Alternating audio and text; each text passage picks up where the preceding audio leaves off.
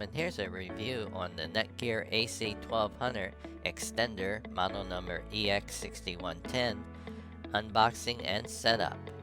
Alright, let's go ahead and take a look at the front of the box here. It says Wi-Fi range extender and a picture.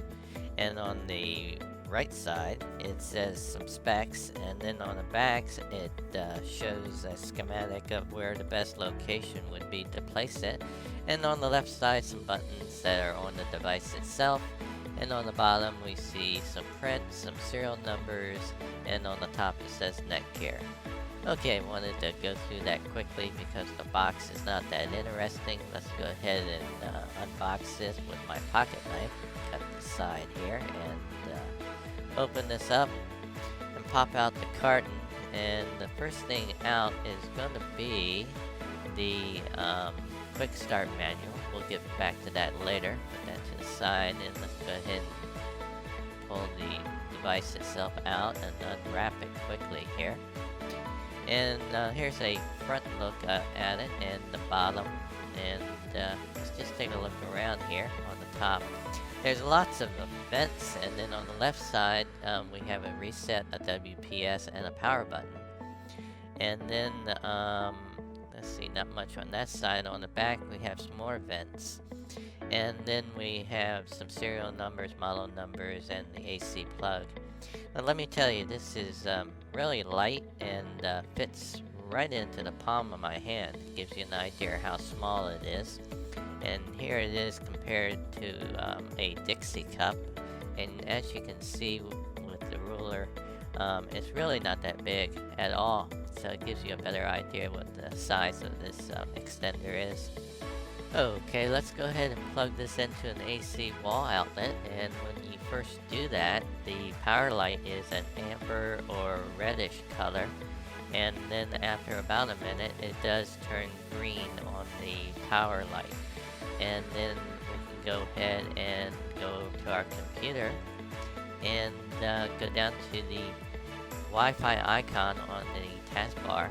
We'll left click there, and it's in the list. And you can see right now that I'm presently connected to CenturyLink as my Wi-Fi connection.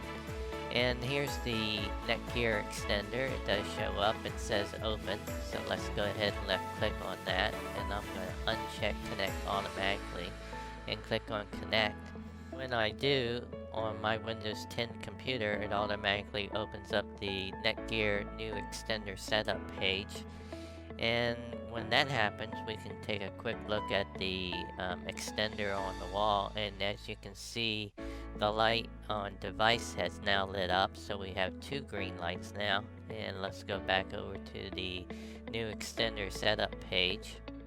Now let me mention real quickly, if you don't get this page automatically being open, you can always manually type it in up top here. Type in www.mywifi.ext.net, and I'll have that in the video description as well.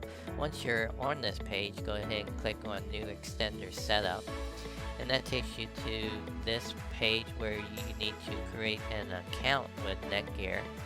And you can't get by this or past this or skip this, so I'm going to go ahead and do this, and then once you're completed and once I've completed it, we'll click on next, where you're prompted to either use the NETGEAR Wizard or Genie to complete the setup or do it manually.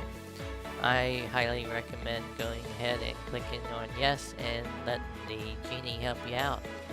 Alright, it goes out and scans for available networks in your nearby location, and hopefully it finds yours. It did find mine, and mine is CenturyLink. I have 5 bars, and I'm going to put a check mark here. And let me mention that this Wi-Fi extender does support dual band, 2.4 and 5 gigahertz. Once you're finished, click on next. And then in my case, it prompts me to type in my 2.4 gigahertz existing network password. And that's the same Wi-Fi password that I presently connect my laptop and my phone to my Wi-Fi network. And I'm going to type that in, and if you want to see it, you can click on Show Password. Once you're finished, click on Next, and then it comes back and allows you to do something I like very much, and that is to customize your SSID number, or name rather, and we can change the name of the 2.4 gigahertz network on the extender to NIC 2.4 in my case. And also you can keep your existing password, or you can change the password, or make it none. And you can do the same on the 5 gigahertz as well. And I'm going to change that to NIC 5, even though I don't have dual band on my network. And you get the 3 prompts that allows you to change your password if you like, and then click on Next, where it goes out and applies those settings. And once it's completed, it comes back and gives you a summary of what's in the box as far as setup is concerned. And you can read that. Once you're happy with it, put a check mark next to click the continue button after you connect your Wi-Fi devices, and then click on continue. Whereas we get the last page, which says you are not connected to your extender's Wi-Fi network, and you can read through all this information if you like, but at this point let's go to our computer here and attempt to make a connection by left clicking on our Wi-Fi icon. And let's see, we get the list of Wi-Fi networks that are available, and up here you can see I am presently connected to my CenturyLink. And here is the 2 extenders, the 2.4 and the 5 gigahertz. And I'm going to click on NIC 2.4, and I'm going to uncheck to connect automatically, and click on connect. And I'm going to go ahead and type in my existing Wi-Fi password, because I did not change that during the setup. If you did change the Wi-Fi password for the extender, be sure to type in the different Wi-Fi password.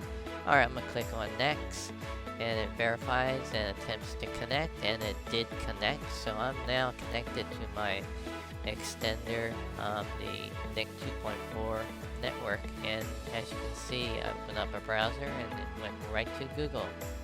Alright, I am connected to the internet via the NIC 2.4 Wi-Fi extender. And before we leave, let me show you what the Wi-Fi extender presently is looking like when it's plugged into the wall outlet here. And all 4 lights, the power light, the router, the device, and the WPS are all lit green.